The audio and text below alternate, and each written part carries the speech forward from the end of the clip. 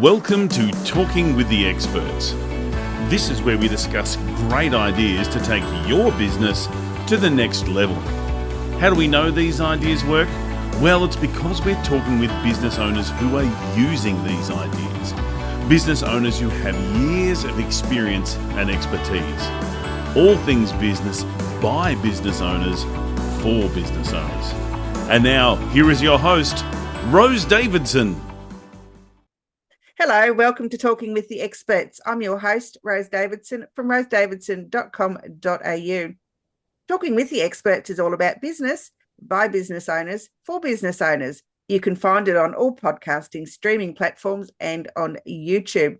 And today my guest is Conor Cunneen, and we're going to be discussing improving people performance and productivity with a smile.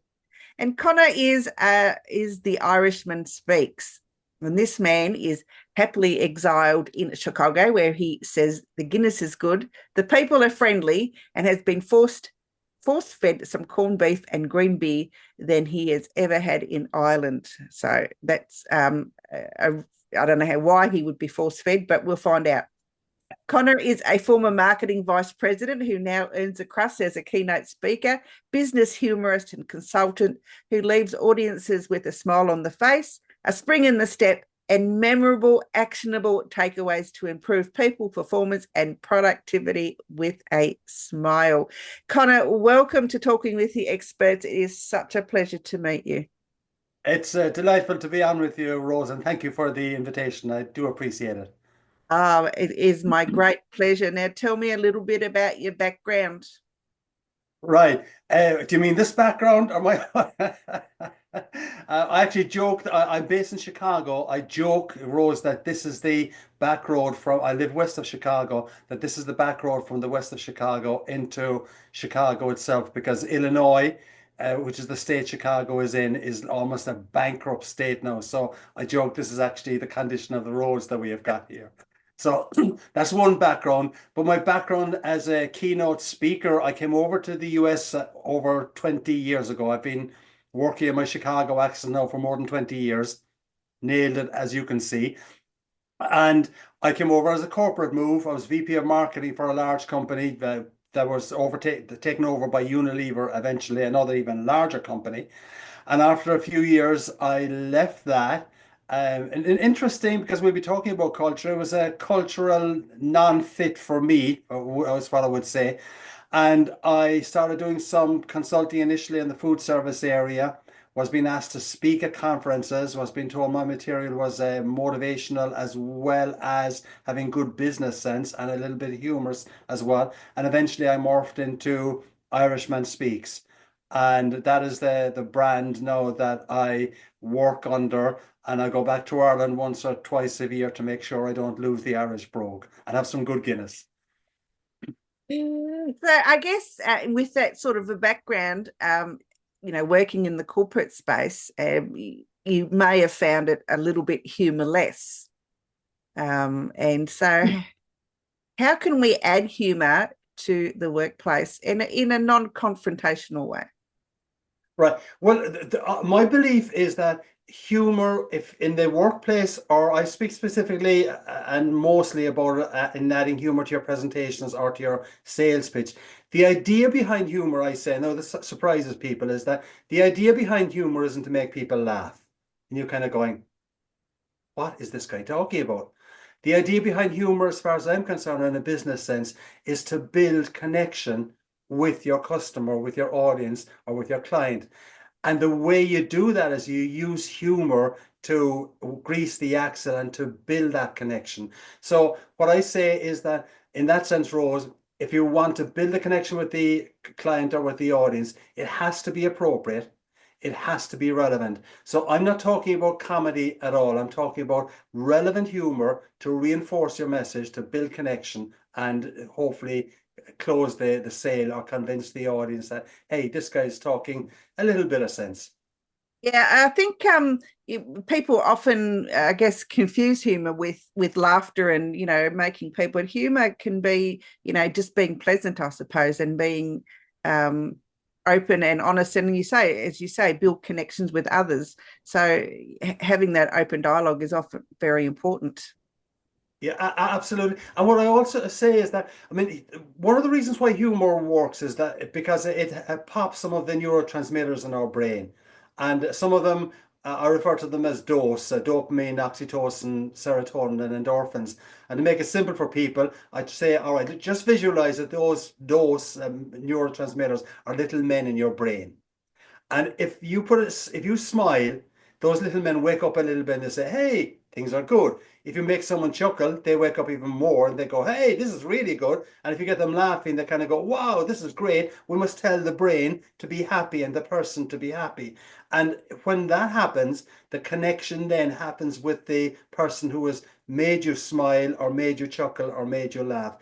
I'm not talking at all, when I talk about adding humor to your presentation, about Kevin Hart or Jerry Seinfeld type of raucous laughter. I'm talking about a smile or a chuckle, maybe a good laughter at the end of it, but that isn't what we're talking about. We're talking about humor that is relevant to reinforce the message. And how can we do that, Conor? How do we build humor into our presentations? Well, what I've got, Rose, I'll actually ask you a question, okay? I've got an acronym, which is one of the core concepts that I work to, and we'll see whether or not we can figure out what the acronym is here. So, question for you, Rose, is if I say something, I'm looking for a 5-letter word, okay? If I say something funny to you, what is it that I hope you will do if it's funny? If it's funny, I will probably laugh, but Yay! She got it. I'll She find got it it. engaging. Yay! Yeah. And laugh is actually the acronym that I work with to help people to add humor to their presentation. And we can go through it in a bit more detail in a few minutes' time. But the basic idea is that we don't realize how much we laugh during the day or during the week. So what I say to people is the first element of the laugh acronym is to listen. Listen to what made you laugh. Listen to what you said that put a smile on someone's face, record it and capture it. So that would be the first element of the laugh acronym. The other elements are the things that make us laugh most often are anecdotes, not jokes. No jokes, you might laugh more heartily at a joke, but we don't hear that many jokes. But when you're in conversation with your colleagues or friends or around the water cooler, the laughter is normally generated by an anecdote, a quip, or a comment. And the funniest anecdotes, which is comes to the U in the laugh acronym, is uncomfortable anecdotes. Something that went wrong sometime. Now you're able to talk to your friends about it and you're able to laugh about it. Perfect stories are not funny. Imperfect stories or imperfect issues that happen in a story is what is funny. So you can listen as part of the laugh acronym, anecdote, uncomfortable. I provide ideas as to how you can Google G in laugh, Google on the Bing as I say. And then if you do that well, the H is about listen for a he that you get from your audience or a smile that you put in their face and say to yourself, all right, how can I take that he and expand it or improve it so it becomes a ho, ho, ho. And those basic 5 elements of the LAUGH acronym, if you adopt them and adapt them on a regular basis, and I do coaching on this as well, will help you to create humor, and particularly to capture humor, because I'm nearly always saying to people, you don't have to create humor. Just capture the humor around you and you will get laugh. And laugh, the acronym, will help you to capture the humor around you. It's all about storytelling, Conor, isn't it? It's about, engaging your audience in telling a story that they will find engaging and perhaps have a bit of a laugh about it, because we often laugh at the human condition and we laugh at ourselves when we've done something, it goes wrong, but we find the humor in it at the end of it after some time may have passed. So I guess storytelling really is very important when we're trying to do a presentation or be a leader in our workplace. Oh, I absolutely agree with you, Rose. I mean, I would suggest that if you're making a presentation and you haven't got at least one a short, interesting story in that presentation, you're going to be challenged to hold your audience, because facts and figures are facts and figures. Stories generate emotion, and they generate memorability as well. So when I'm speaking and working with clients, I say, all right, let's figure out what kind of an anecdote or a story that we can bring into the presentation or into the sales call that is relevant, that will help to build connection and reinforce your message. Yeah, I agree. And if you don't engage, your employees or your team members or your audience, it's going to be very dry. And so we need to be able to find that humor, as you say, not joke telling, but that humor within our presentation or our, talk or sales pitch or our speech, whatever that is what we're giving, to make, as you say, people memorable, make your presentation memorable, and people will go away with some thought about what it is that you've imparted to them. Absolutely. And one of the things I suggest when I'm dealing with corporate clients or businesses, where I say, all right, we're using humor to build connection, to build an atmosphere within your organization, and to appreciate people. And when your colleagues are around the water cooler, they're often laughing or joking, etc. And there's you get that those little men popping kind of thing, and people are walking away from the water cooler feeling better. Why can't you bring some of that deliberately into other parts of your organization? And what I suggest, one simple little trick I suggest that surprises people, that some of my clients do implement, but others don't because they feel the culture doesn't allow it, is that if you take your corporate background and my corporate background, we would have a weekly meeting on sales review, for instance. We'd have a weekly meeting with production planning. We'd have a weekly meeting with supply chain, etc. And what happens in all of these weekly meetings? Problems, problems, problems, problems. What I say to clients, once I've done work with them a little bit in terms of adding humor to your presentation or to the workplace, is that, all right, you buy into the concept that if people are smiling, they're feeling a little bit better. All right, so they buy into that concept. Yes, Conor, that we buy into that now. All right, so I'm saying to you, at your weekly meeting going forward, why don't you actually try and start off the meeting by getting people into the right frame of mind? Now, the rest of your colleagues here in this organization, they've seen the adding humor to your presentation or to your organization concept as well. So we've done some work with them. Next meeting you've got, why not have the first thing on the agenda as a joke, right? So you're my VP of marketing, will say, Rose, I say to you, all right, Rose, I want a bad joke from you next Monday.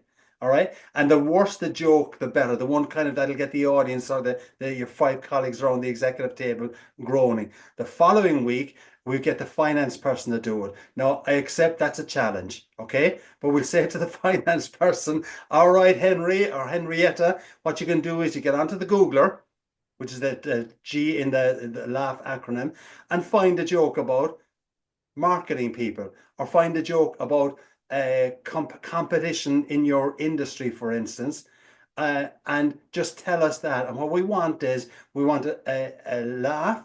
If we get terrible groans, that's even going to be better, because actually people are laughing at the terrible groans. If you believe that humor can smooth the transition, smooth the organization, and improve productivity, if you believe that humor is going to make people feel a little bit better, then I really urge clients to deliberately and intentionally try to bring it into certain parts of your day and your week.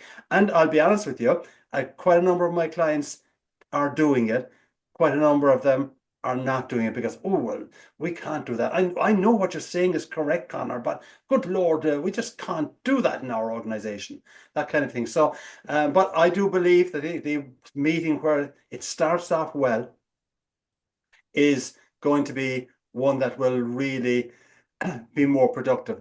Now, if I can jump onto something for a second, because as you were saying at the start of the call, the podcast, that my mission is to improve people, performance, and productivity with a smile.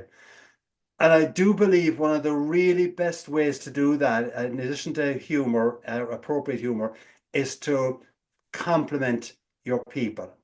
Now, how do you, and I actually to say, I've got a concept, another acronym, which spells CHAPS, which is 5 micro goals to building connection. But the first element of the CHAPS acronym is compliment. And people sometimes say to me, Conor, I know compliments work, but I can't find it easy to, I don't find it easy to do it. And my response to that, Rose, is that, look, you can always find some way to compliment people. You could come up with something like, whoa, your hair doesn't look as bad today as it did yesterday. I mean, something like that.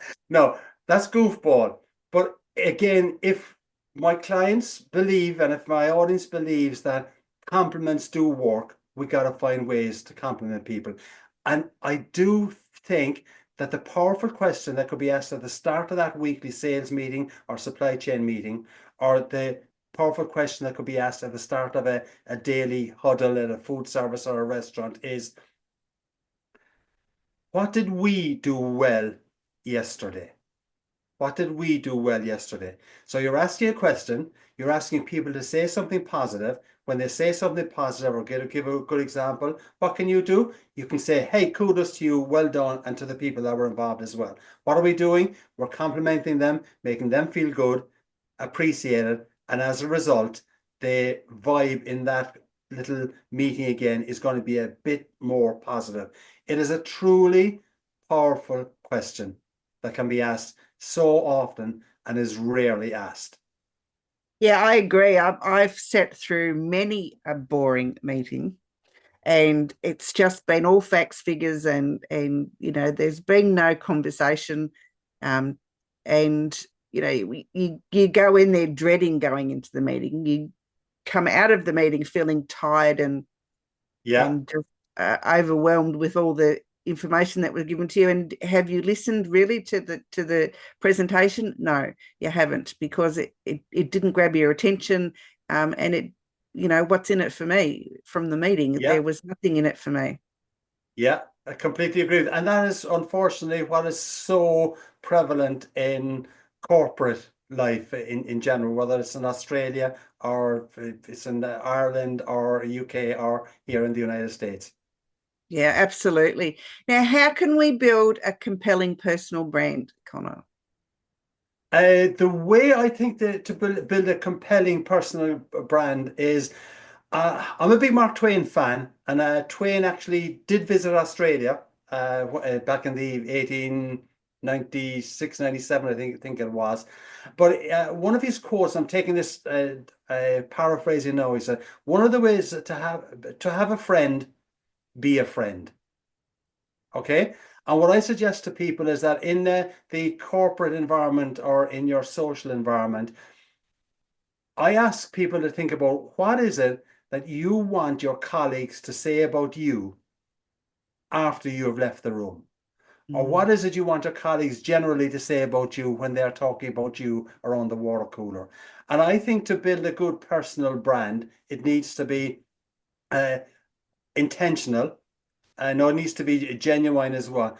But when I say to people, Rose, I was dealing with a friend the other day who was in job search, and I do a little bit of coaching in job search. It's not an income stream; it's just a passion of mine. I said to him is that, what is it you want the recruiter to say about you after you leave the room? And I encourage people when I'm talking to them in job search or about a personal brand is, define the 3 attributes that you want to be famous for, is the phrase I use. So what I said to Jeff was that, all right, before you go into that interview, know what it is you want that recruiter to say about you when he or she is selling you up to the client. It's not just going to be, oh yeah, she can do the job. It's more than that. She can do the job because she is proactive, appears to be a good team builder, and is innovative. And if you say to yourself, all right, that's what I want to be known for, to be proactive, a good team builder, and innovative, figure out ways that you can actually demonstrate that in your organization. And if you do that, also tying that in with helping other people, being known as a person that you can go to when there's an issue, you're going to build a good personal brand. Absolutely agree with that 100%. I think, you know, and it comes down to showing initiative and being kind to others. And, you know, if you want to be known for being mean, and I don't think anyone wants to be known as being mean, but if you have a mean attitude, that's going to follow you around from place to place, and you don't want that. You want people to know that you know you've got some bones of kindness in you somewhere. Yeah, absolutely. And I mean, we all mess up. We all lose our temper. We all kind of, um, hopefully not too often, but I mean, I'm sure there are people out there that'll say I've been rude to them or unkind to them in some cases. But I make a deliberate effort each day to put a smile on people's face and to treat people well, so that when I'm being spoken about around the water cooler, I would hope that people will say, hey, he's an okay guy. At least that. They can give other comments as well. But I think if you make a deliberate effort to be seen to be helpful, you're going to be more successful than a person who does not make a deliberate effort to be helpful. Absolutely. No, that's quite true. And, you know, that's not just in your business life, but in your personal life as well. I think it's really, really important. Tell me a little bit about the gift of the gab, Conor. What is it? And how can we bring that into our business life or in our personal life, perhaps? Right. The gift of gab is one of my core concepts. I believe in, as you've probably gathered at this stage, Rose, about framing my material so it's easy for people to remember. I mean, the laugh acronym ties in nicely with adding humor to your presentation. I think people will remember the word laugh. They'll probably remember 3 of the 5 elements at least without even going to the paperwork, I would think. The gift of gab is about goals, attitude, and behavior. Goals, attitude, and behavior. And what I say to people is that if you've got the right goals demonstrated through the right attitude, which creates your behavior, you can create a great personal brand, but you can also build a great organization. And if I get a couple of minutes just to describe briefly what they're all about, goals. What I start off with is I speak a lot about vision, both personal and corporate, and that can be very difficult and boring and dry. So to simplify it, when I'm speaking to, let's say, a sales team, for instance, I say to each of the salespeople, the macro goal, we talk about macro and micro. The macro goal is, what do I want to be famous for? What do I want to be famous for? Which goes back to what we were speaking about previously. What is it I want people to say about me? So if I'm a salesperson, what is it I want people to say about me? And the point I make to salespeople and to people who are in business development is that the chances of you clinching the business in the first call are generally slim. But if you say to yourself, all right, what is it I want to be famous for in the mind of that person I've been speaking to, so that when she is talking about me or when she sees my phone number pop up on her machine the next time I'm phoning her, she's not kind of going, oh, I don't want to talk to him. I don't want to talk to her. It's kind of a positive vibe. So what do I want to be famous for?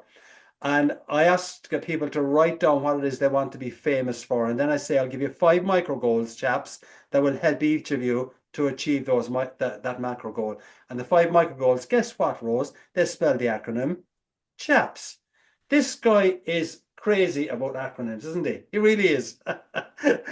But again, it's a theory of mine when it comes to speaking or presenting, is that if you've got more than 2 or 3 concepts to present to people, it is really hard for people to remember it.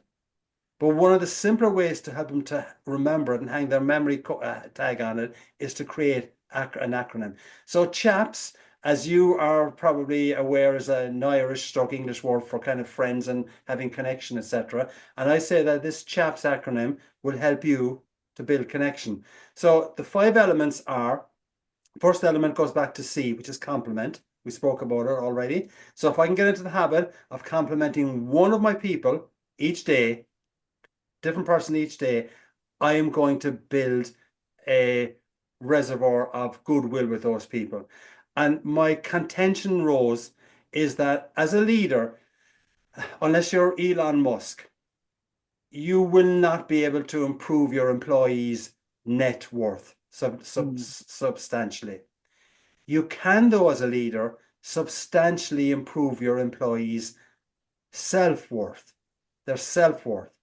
And I can improve that self-worth by using the CHAPS concept. So what the first thing is, I set myself a goal. I will compliment one person today.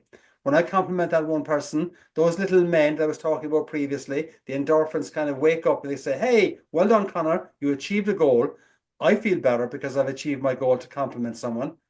My customer or my employee feels better as well because I complimented them. Second element of the CHAPS acronym is hear. Hear the words thank you. And by that I mean do something deliberate each day for a customer or for an employee or for a work colleague to hear the words thank you from them. Now, to do that, you've got to do something to help them in some way. It doesn't have to be large, but something to hear the words thank you from them. Compliment, hear the words thank you in the CHAPS acronym.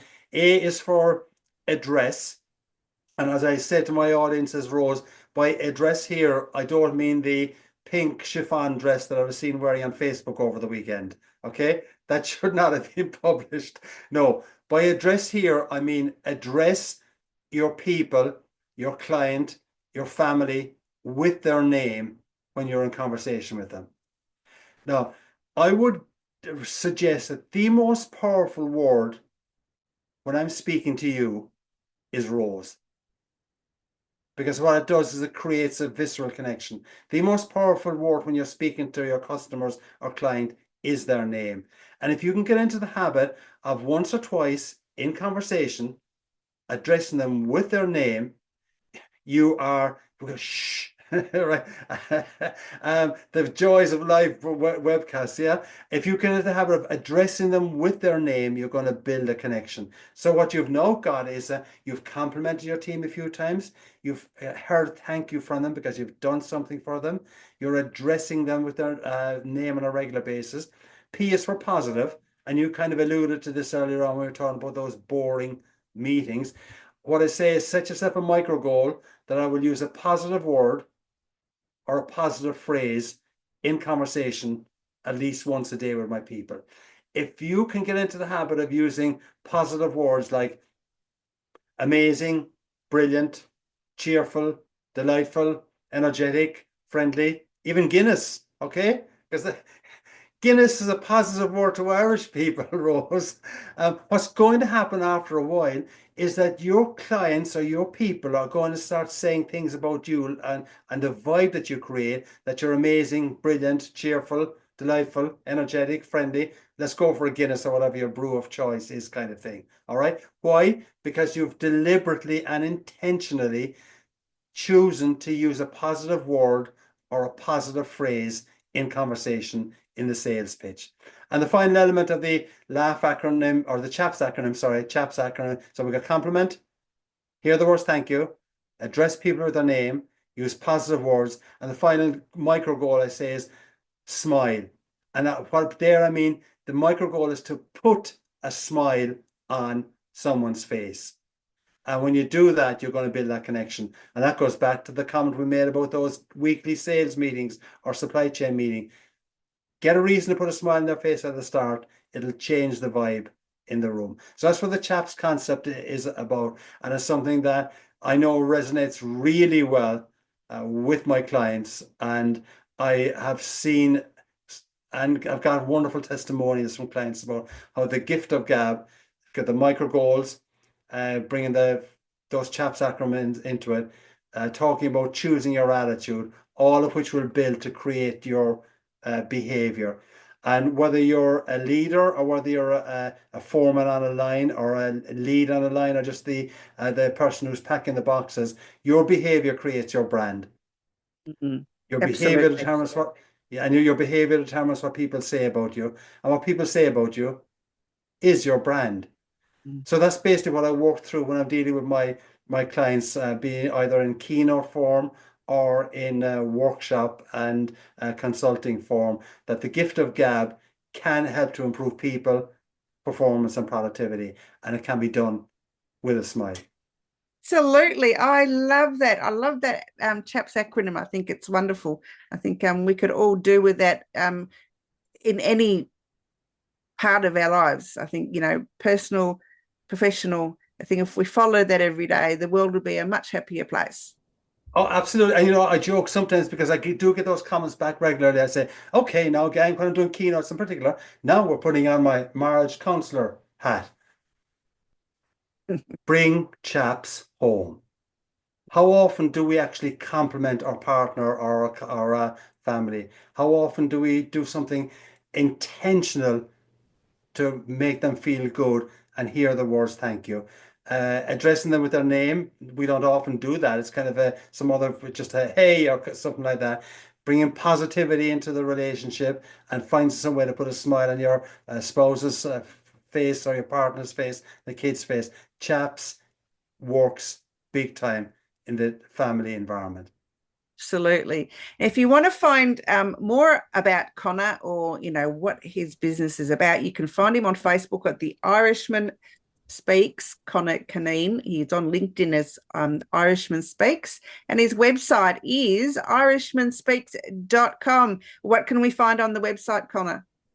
Basically, you'll find much of what we spoke about here, Rose. I've got a lot of different videos there. My YouTube channel is Irishman Speaks as well, all one word.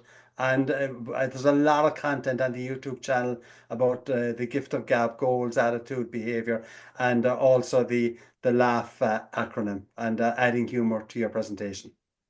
And you have something adding humor to your presentation. What can people expect to find on that? Basically, what we're talking about here is I'm starting to build the adding humor to your presentation YouTube channel, and is providing with some simple tips, tricks, and techniques that anyone can use to add humor to the presentation. I say to people there, Rose, that you don't have to be funny to be funny. And people kind of go, what? He's losing it again. No, what I say is that just capture the humor you see around you, record it, put it into your repository, into your file, whatever it is. And someplace where you need a little anecdote about leadership or about safety or about accident prevention or healthcare or something like that, just go through your notepad. Hey, that little comment that someone made about healthcare a couple of months back, I just popped in. I'd forgotten about it until I started looking through my iPhone notes. I can drop that into my presentation and it's going to be relevant and reinforce my message. And it's not something I created. I just captured it. You don't have to be funny to be funny. Absolutely not. Conor, it's such a pleasure. Thank you so much for sharing with us today. And I'm going to start using that CHAPS. I really like that. Go for it. I'll send you the link to a couple of videos that you can use as well and view on that, Rose, okay? Wonderful. I look forward to it. Bye-bye for now. Take care. Stay well. Cheers. Bye. Bye. You've been listening to Talking with the Experts, hosted by Rose Davidson. Make sure you have a look at our back catalogue over at talkingwiththeexperts.com. And be sure to subscribe to our podcast so you don't miss out on any episode. We look forward to your company next time.